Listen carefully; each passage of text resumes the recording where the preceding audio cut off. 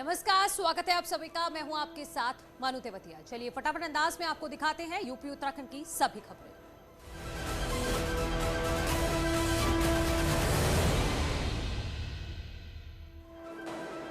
रामपुर को सीएम योगी ने दी करोड़ों की सौगात। कई योजनाओं का लोकार्पण और शिलान्यास। प्रधानमंत्री आवास योजना के लाभार्थियों को बांटे चेक। रामपुर में सीएम योगी के बयान, अपराधियों पर लगातार होती रहेगी कार्रवाई। जो अवैध कब्जा करेगा वो कार्रवाई के लिए तैयार रहे। सीएम योगी का कैराना दौरा। कैराना से पलायन के बाद वापस लौट चुके परिवारों से सीएम ने की मुलाकात। पलायन पीड़ितों से मिलने के बाद सीएम योगी ने दिया हर संभव मदद का भरोसा। सीएम ने कहा किसी को डरने की जरूरत नहीं। पलायन पीड़ितों से मिलने के बाद बोले सीएम योगी, कैराना में हिंदू परिवारों को प्रताड़ित किया गया, हिंदू पलायन के लिए मजबूर किए गए। दिल्ली में पद्म पुरस्कार समारोह का हुआ आयोजन। राष्ट्रपति ने पद्म पुरस्कार विजेताओं को सम्मान दिया। 2021 के लिए 10 लोगों को पद्म विभूषण अवार्ड, वहीं 2020 के लिए 141 लोगों को पद्म पुरस्कार दिया गया। उत्तराखंड का राज्य स्थापना दिवस कल महोत्सव के रूप में मनाएगी राज्य सरकार। 7 दिनों तक चलेगा उत्सव। उत्तराखंड गौरव पुरस्कार की होगी शुरुआत। प्रयागराज में बीजेपी यूपी के चुनाव प्रभारी धर्मेंद्र प्रधान का बयान, निषाद पार्टी एनडीए का हिस्सा। कुछ दिनों में होगा मछुआ समाज का बड़ा कार्यक्रम, अमित शाह भी होंगे शामिल। 25 नवंबर को जेवर एयरपोर्ट के लिए होगा भूमि पूजन और शिलान्यास। पीएम मोदी और सीएम योगी जेवर एयरपोर्ट की आधारशिला रखेंगे। पीएम के कार्यक्रम को लेकर तैयारियां की जा रही हैं। नोटबंदी की 5वीं वर्षगांठ पर अखिलेश यादव ने ट्वीट कर बीजेपी पर जमकर साधा निशाना। अपने ट्वीट में अखिलेश ने लिखा, बीजेपी उनका खुलासा करे जो काला धन लेकर विदेश फरार हो गए और वहां जा बसे। सीएम योगी के कैराना दौरे को लेकर समाजवादी पार्टी के राष्ट्रीय उपाध्यक्ष किरणमय नंदा का बयान, कहा यूपी में अब धर्म की राजनीति नहीं चलेगी। जनता बेरोजगारी और महंगाई पर सरकार से हिसाब लेगी। अयोध्या के संतों ने संजय निषाद के द्वारा भगवान राम के लिए की गई अपमानजनक टिप्पणी पर जताई नाराजगी। संतों ने कहा बीजेपी निषाद पार्टी से खत्म करे अपने संबंध। प्रयागराज पहुंचे केंद्रीय शिक्षा मंत्री और यूपी चुनाव प्रभारी धर्मेंद्र प्रधान ने बड़ा बयान दिया। कहा बीजेपी यूपी में पिछली बार से ज्यादा सीटें जीतकर दोबारा सरकार बनाएगी। कानपुर में निकाली गई बीजेपी की कमल नौका यात्रा में जल शक्ति मंत्री महेंद्र सिंह ने शिरकत की और विधानसभा चुनाव में 350 से ज्यादा सीटें जीतने का दावा किया। लखीमपुर हिंसा केस में सुप्रीम कोर्ट ने जांच पर उठाए सवाल। कहा दोनों एफआईआर की अलग अलग हो जांच। हाईकोर्ट के रिटायर्ड जज करे निगरानी। सरकार सुझाए जज का नाम। अवैध धर्मांतरण सिंडिकेट मामले में एडीजी एलओ का बयान, सिंडिकेट के कुछ लोग अलकायदा के हिंसात्मक विचारों से प्रभावित। कल उमर गौतम के बेटे अब्दुल्ला की हुई थी गिरफ्तारी। मुजफ्फरनगर की गैंगस्टर कोर्ट में कुख्यात बदमाश सुशील मूछ ने किया आत्मसमर्पण। साथी के साथ पुलिस ने आरोपी को जेल भेजा। अलीगढ़ में डॉक्टर दंपति के घर में संदिग्ध हालत में जली महिला के इलाज के दौरान मौत। महिला ने डॉक्टर दंपति पर पेट्रोल छिड़ककर आग लगाने का दिया है बयान। अलीगढ़ के दिल्ली हावड़ा रेलवे ट्रैक किनारे लापता 50 साल के शख्स का शव मिलने से मचा हड़कंप। शव के मुंह में ठूंसा गया था कपड़ा। मथुरा के यमुनापार इलाके में युवक का शव मिलने से मचा हड़कंप। सूचना पर पहुंची पुलिस को शव के पास से इंजेक्शन और जले हुए कपड़े मिले। मेरठ में 5 साल के बच्चे की अपहरण के बाद गर्दन रेत कर हत्या करने का मामला आया सामने। पुलिस बच्चे की हत्या के पीछे रंजिश और तंत्र मंत्र के एंगल से जांच कर रही है। जौनपुर में जमीन विवाद में खूनी संघर्ष। कलयुगी भाई ने लाठी डंडे से पीट कर की बड़े भाई की हत्या। पुलिस ने मौके से 3 लोगों को पकड़ा। संभल के नगलिया कठेर इलाके में जमीन विवाद में बुजुर्ग महिला की पीट कर हत्या। पुलिस ने केस दर्ज कर मामले की जांच शुरू की। महोबा के मजलवाड़ा गांव में दबंगों ने रंजिश में दलित परिवार पर किया जानलेवा हमला। घायलों को जिला अस्पताल में कराया गया भर्ती। भदोही में आज एक फरियादी ने अपने ऊपर मिट्टी का तेल डालकर आत्मदाह का प्रयास किया। फरियादी ने पूर्व ग्राम प्रधान पर लगाया जमीन पर कब्जा करने का आरोप। इटावा जिला जेल के डिप्टी जेलर पर जानलेवा हमला करने का आरोपी कुख्यात अपराधी गिरफ्तार। उसराहर थाना पुलिस ने विश्राम सिंह यादव को वाहन चेकिंग के दौरान पकड़ा। हापुड़ में कोतवाल इलाके के दिल्ली रोड पर दबंग ने युवक पर दिन दहाड़े तानी पिस्टल। मुकदमा वापस नहीं लेने पर जान से मारने की दी धमकी। फर्रुखाबाद जिला हिंसा मामले में बंदी संदीप यादव की डेंगू से मौत के बाद उसका लेटर हो रहा वायरल। कैदी ने जेल प्रशासन पर इलाज में लापरवाही का आरोप लगाया। कासगंज के नगला सुम्मा इलाके में प्रेमी की पिटाई से परेशान प्रेमिका ने फांसी लगाकर की आत्महत्या। गंभीर हालत में भर्ती कराए गए प्रेमी का अस्पताल में चल रहा इलाज। महाराजगंज के ब्रजनगंज और लोधपुरवा में नकली शराब के खिलाफ आबकारी टीम ने की छापेमारी। टीम ने सैकड़ों कुंटल लहर नष्ट करने के साथ भट्टियों को भी तोड़ा। सहारनपुर की नूर बस्ती में चाकू से कूदकर सर्राफा व्यापारी की हत्या। लोगों ने हत्यारोपी को पकड़कर पुलिस के पास सौंपा। अवैध संबंध के शक में वारदात को दिया गया अंजाम। हमीरपुर में भाई ने ही भाई की गला दबाकर की हत्या। शव को कुएं में फेंक कर 1 महीने तक पुलिस को करता रहा गुमराह। आरोपी भाई समेत एक व्यक्ति गिरफ्तार। गाजियाबाद के विजयनगर थाना क्षेत्र में 1 नवंबर को अगवा हुई 4 साल की बच्ची का अब तक नहीं चला पता। अधिकारियों के चक्कर काट रहे परिजनों को मिला रहा सिर्फ आश्वासन। प्रतापगढ़ में कुरियर कर्मचारी पर बच से हमला कर 8 लाख रुपए की लूट। बाइक सवार 4 बदमाश हवाई फायरिंग करते हुए फरार हुए। बुलंदशहर में सेल्समैन से मामूली कहासुनी के बाद दबंगों ने पेट्रोल पंप पर मचाया बवाल। दबंगों ने सेल्समैन को जमकर पीटा। शिकायत के बाद आरोपियों की तलाश में जुटी पुलिस। महोबा में शराब माफियाओं ने पुलिस की मुखबिरी करने पर ऑटो चालक की बेरहमी से पिटाई की। पीड़ित ने पुलिस अधिकारियों से मदद की गुहार लगाई। बुलंदशहर में सड़क पर साइड देने को लेकर फौजी और ट्रैक्टर चालक के बीच विवाद में जमकर मारपीट। 6 लोग घायल। मामले में 7 लोगों के खिलाफ नामजद रिपोर्ट। बागपत में एक छात्र की बेरहमी से पिटाई का वीडियो आया सामने। पुलिस वीडियो की जांच कर तफ्तीश में जुटी। गोरखपुर के एक डॉक्टर को फोन कर 2 करोड़ रुपए की रंगदारी मांगी गई। आरोपी युवक की गिरफ्तारी के लिए दबिश दे रही पुलिस। बुलंदशहर में दुलेरा गांव में ग्रामीणों ने नकली जेवरात बनाकर बेचने के आरोपी ज्वेलर्स को पकड़ा। पुलिस ने आरोपी ज्वेलर को हिरासत में लेकर पूछताछ की। गाजियाबाद के कोड़ा में होटल के कमरे के अंदर युवक का शव पंखे से लटका मिला। कमरे में शराब की बोतल्स भी मिली हैं। फतेहपुर में खेत से घर जा रही महिला से बाइक सवार बदमाश सोने का मंगलसूत्र छीनकर फरार हो गए। पुलिस बदमाशों की तलाश में जुटी। रामपुर में कोहरे के कारण NH24 पर हादसा। 6 से ज्यादा गाड़ियां आपस में टकराई। हादसे में 2 लोग घायल। बुलंदशहर में बाजार से लौट रही महिला से मनचले पर छेड़छाड़ का लगाया गया आरोप। पुलिस ने 4 मनचलों को गिरफ्तार किया। हरिद्वार कुंभ के दौरान कोविड टेस्ट घोटाले के मुख्य आरोपी शरद पंत और मालिका गिरफ्तार। दिल्ली से SIT की टीम ने किया गिरफ्तार। कुंभ के दौरान हुआ था कोविड टेस्ट में फर्जीवाड़ा। छत्तीसगढ़ में सुकमा में 3 जवानों की मौत। CRPF जवानों ने साथियों पर की फायरिंग। जवानों की मौत, 5 सुरक्षाकर्मी घायल। अयोध्या के मोहम्मद शरीफ को आज पद्मश्री सम्मान से नवाजा गया। कोरोना काल में मोहम्मद शरीफ 400 से ज्यादा लाशों का अंतिम संस्कार कर चुके हैं।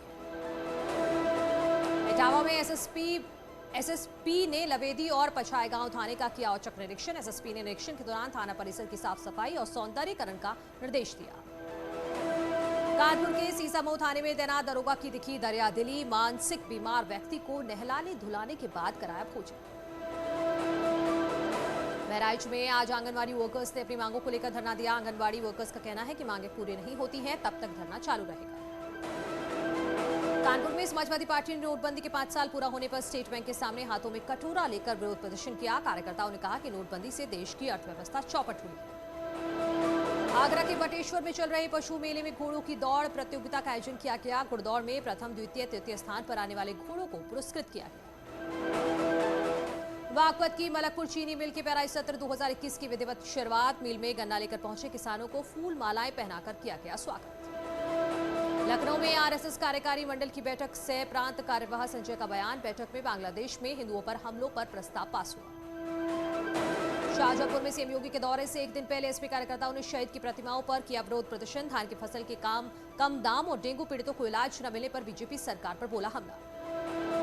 कानपुर में 10 नवंबर को होगा मेट्रो का ट्रायल। सीएम योगी गुरुदेव टाकीज चौराहे पर बने मेट्रो डिपो से करेंगे मेट्रो के ट्रायल की शुरुआत। गीतानगर क्रॉसिंग तक जाएगी मेट्रो। दिल्ली एनसीआर में वायु प्रदूषण में लगातार इजाफा हो रहा है। नोएडा, ग्रेटर नोएडा और गाजियाबाद में भी बढ़ते प्रदूषण से सांस लेने में मुश्किल हो रही है। ताजनगरी आगरा में एक बार फिर भयंकर प्रदूषण। शहर में विजिबिलिटी 400 मीटर से भी कम हुई। गाजियाबाद में भी छाई धुंध की चादर। पॉल्यूशन का स्तर 396 रहा, जिसके चलते गाजियाबाद देश के सबसे प्रदूषित शहरों में तीसरे नंबर पर। दिल्ली में पॉल्यूशन लेवल बढ़ा। यमुना नदी में जहरीले झाग के बीच स्नान करते नजर आ रहे छठ व्रतधारी। बाबा केदार की पंचमुखी उत्सव डोली ओंकारेश्वर मंदिर ऊखीमठ पहुंची। गुप्तकाशी के विश्वनाथ मंदिर से बाबा की उत्सव डोली ओंकारेश्वर मंदिर ऊखीमठ के लिए प्रस्थान किया। जोशीमठ में बद्रीनाथ एनएच पर रोड कटिंग के कारण लामबगड़ में लग रहा जाम। बद्रीनाथ जाने वाले श्रद्धालुओं को परेशानी हो रही है। अयोध्या कैंट पहुंची Ramayana circuit express train. Railway अधिकारियों और श्रद्धालुओं ने किया जोरदार स्वागत। श्रद्धालुओं को लेकर दिल्ली से अयोध्या पहुंची ट्रेन। फूलों से श्रद्धालुओं का हुआ जोरदार स्वागत। उत्तराखंड में कांग्रेस के पर्यवेक्षकों के दौरे को लेकर दावेदारों की बढ़ी धड़कन। नेताओं को लेकर फीडबैक लेंगे पर्यवेक्षक। कांग्रेस में दावेदारी को लेकर लॉबिंग शुरू हुई। जालौन में तालाब से बाहर निकलकर गांव में घूमता नजर आया 10 फीट लंबा मगरमच्छ। ग्रामीणों ने वन विभाग की मदद से किया रेस्क्यू। सोनभद्र के घुवास गांव में दिखा तेंदुआ। स्थानीय ग्रामीणों में दहशत का माहौल। पुलिस की टीम कर रही search operation. Bharatiya Janata party के वरिष्ठ नेता और पूर्व केंद्रीय मंत्री लालकृष्ण आडवाणी का जन्मदिन। आज 94वां जन्मदिन मना रहे हैं आडवाणी। दिल्ली में आडवाणी के आवास पर पहुंचे प्रधानमंत्री मोदी। पीएम के साथ बीजेपी के बाकी नेता भी मौजूद रहे। जन्मदिन के मौके पर आडवाणी के घर बर्थडे सेलिब्रेशन। पीएम मोदी के साथ काटा केक। राजनाथ सिंह और अमित शाह भी मौजूद। मुख्यमंत्री योगी आदित्यनाथ ने भी ट्वीट कर दी बधाई। लिखा, सभी के मार्गदर्शक श्री लालकृष्ण आडवाणी जी को जन्मदिवस की हृदय तल से बधाई।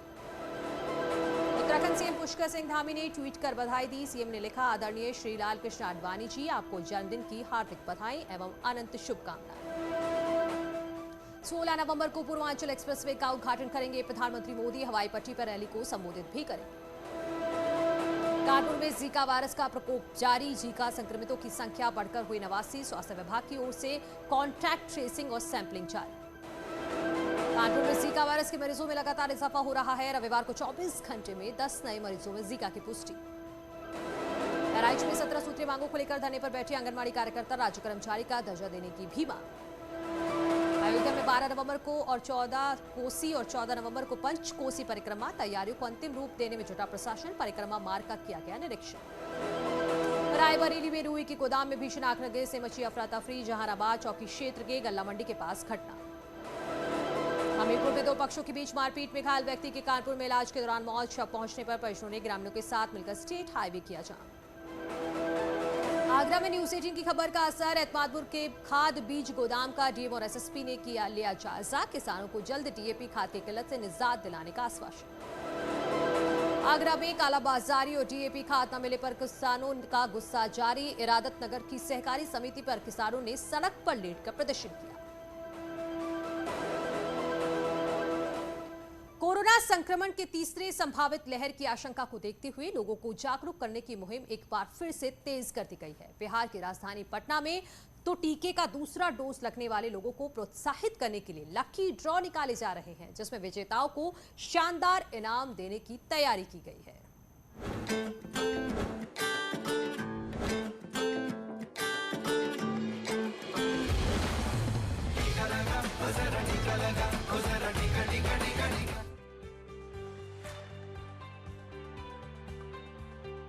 बिहार की राजधानी पटना में 8 से 26 नवंबर तक कोरोना का दूसरा टीका लेने वालों को बाइक और टीवी जैसे कई बम्पर इनाम जीतने का मौका है। टीका लेने वालों को इसके लिए बस इतना करना है कि उन्हें 26 नवंबर से पहले पटना के किसी अधिकृत सेंटर से टीके की दूसरी डोज ले लेनी होगी।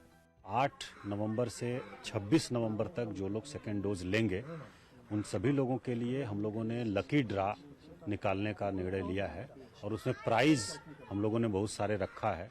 हालांकि कोरोना वायरस से बचाव के लिए चलाए जा रहे टीकाकरण अभियान में पटना देश के टॉप 10 शहरों में शामिल है, लेकिन जब बात टीके के दूसरे डोज लेने वाले लोगों की होती है तो पटना देश के कई शहरों के मुकाबले पीछे नजर आता है, जिसे ध्यान में रखते हुए पटना जिला प्रशासन और केयर इंडिया की तरफ से ये नई पहल शुरू की गई है।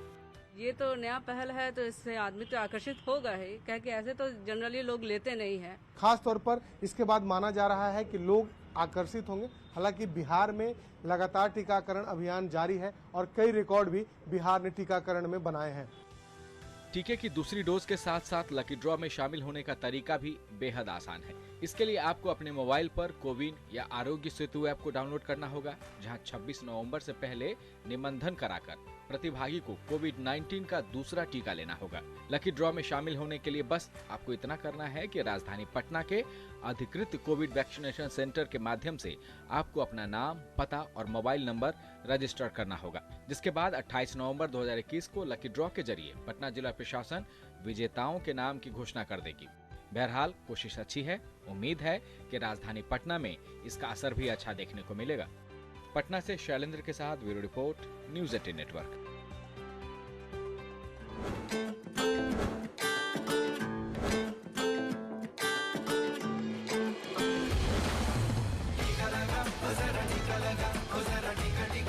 बुलंदशहर में दुलेरा गांव